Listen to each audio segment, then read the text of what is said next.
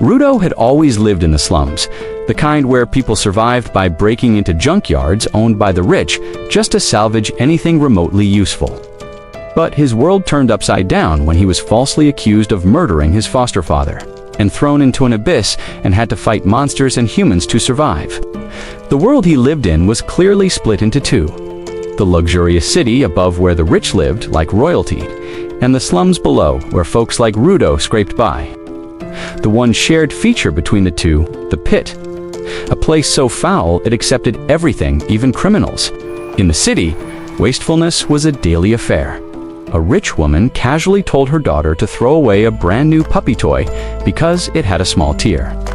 "It'll just look ugly," she said, before tossing it down a garbage chute that connected to a truck in an underground tunnel headed to a massive collection site. Meanwhile, Rudo was already inside that site, treasure hunting and trash. But this time, things went sideways. A guard, alerted by a noise, caught him in the act. The man stormed in with a gun, hurling insults about how trash like Rudo polluted the beauty of their city. Rudo barely flinched, but the guard triggered the alarm, summoning backup. In response, Rudo lobbed some rotten garbage at them. The guards froze in horror while Rudo climbed up the vent and tried to escape. Unfortunately, the exit slammed shut on his face. Reinforcements arrived, and without hesitation, they opened fire. News of the garbage bandits spread quickly. In the city, elites blamed the slum folk, while on the slum side, people knew exactly who was behind it. Some hoped he'd finally get caught. But Rudo didn't care. He just set up shop to sell the goods he'd repaired. Then Chiwa, his childhood friend, showed up and demanded to know why he risked his life scavenging trash. Rudo explained. The rich threw away perfectly good things without a second thought. He felt sorry for those abandoned items. If he could fix them and earn a little money, all the better. Chiwa seemed to understand, but before their conversation could go deeper, 3 boys strolled over, pinching their noses like Rudo was a walking filth. They insulted his dirty glove sand, warned Chiwa she'd smell like trash if she stayed. Around him, when they called him the son of a murderer, Rudo snapped. His silent fury sent the boys running, but not without tossing one final insult over their shoulders. "You'll end up just like your dad." Chiwa reassured him. She believed in him, that he wasn't like his father. Embarrassed, Rudo stayed quiet. Just as he was about to gift her the repaired puppy toy, Chiwa's mother arrived and whisked her away. Back home, Rudo found his adoptive father Regdo waiting ready to tease him about his failed attempt at puppy gifting romance. But first, they had more serious matters to discuss. Regdo reminded Rudo not to push himself so hard. They weren't starving. He suspected Rudo felt indebted to him since he adopted the boy after his biological father was executed, but Rudo told him that wasn't the reason. Regdo was family. He was just doing his part. Regdo chuckled and said he should be that honest with Chiwa. Rudo blushed so hard he aggravated a wound from the night before. Regdo patched him up, rewrapped the bandages on his injured hands, and handed him the same black gloves he'd given him years ago, the ones that somehow eased his pain. As Rudo looked at his hands, he thought about how people had always judged him for them, how they hurt randomly, and how the gloves dulled that suffering.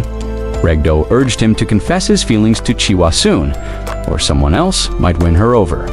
They laughed about it, unaware that a mysterious masked figure was listening from the shadows.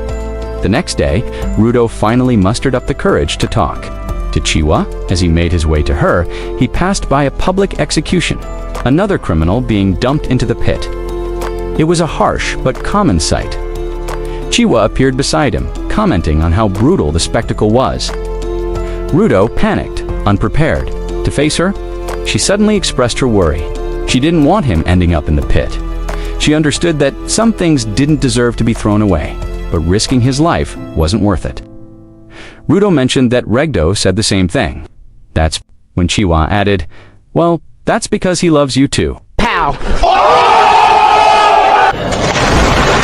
Rudo's brain processing at dial-up speed latched onto the word too. Did that mean she loved him as well? He spiraled. He gifted her the toy, warning that it came from the dump. But he thought the puppy would be happier with her. To his surprise, she accepted it with a smile, saying she'd cherish it. Rudo, overjoyed, danced his way back home.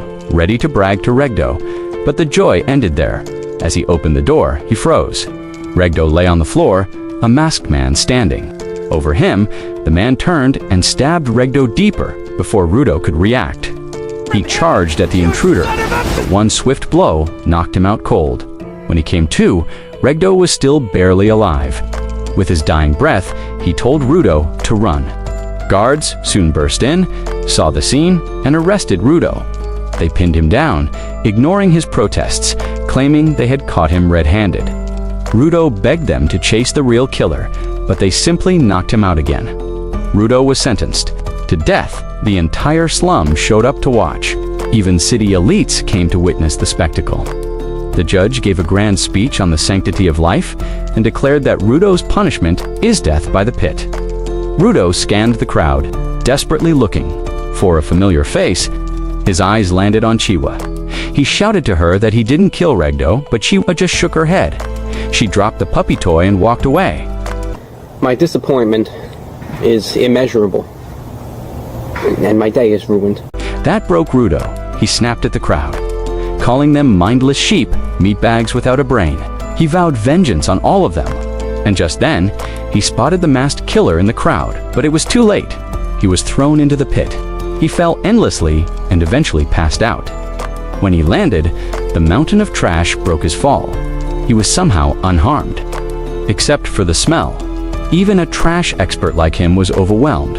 As he tried to understand where he was, a giant shadow loomed over him.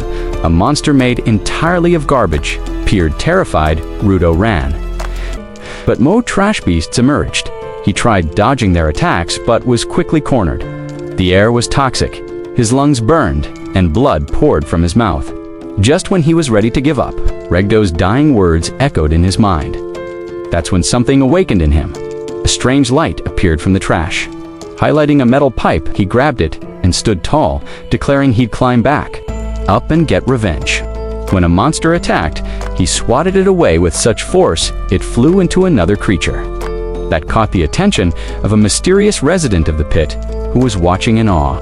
Despite the poison, despite the bleeding, Rudo fought like a madman. The monsters overwhelmed him, but his mysterious power surged again. He wielded trash as weapons, slicing and smashing through his enemies. Just as things looked hopeless, a masked figure appeared. The man gave Rudo a gas mask and saved his life. When Rudo asked questions, the man snapped, revealing they weren't underground, but above the surface. It was the people of the sphere who created this garbage wasteland, and the monsters? They were attracted to sound. The masked man summoned golden energy and turned his umbrella into a blender of death. He shredded the monsters one by one, turning them to dust. Rudo was stunned.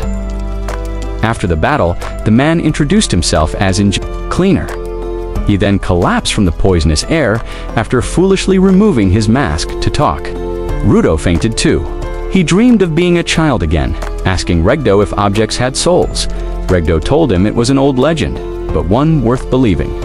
When he woke up, he was chained again. Anjin was dragging him through the wasteland.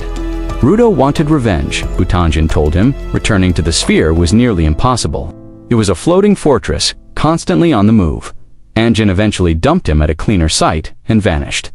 Men in gas masks approached Rudo, intrigued that he was from the sphere. They unmasked and welcomed him, only to betray him. They locked him in a truck, discussing how much money they'd make selling a live sphere. Their leader ranted about the suffering caused by the floating city's waste. Then he tried feeding Rudo rotten meat, mocking him, thinking he couldn't stomach trash. Rudo bit the man's fingers, chewed them along with the meat, and declared, the food wasn't trash, was edible. His power awakened again. He shattered the chains, summoned energy, and turned trash into weapons.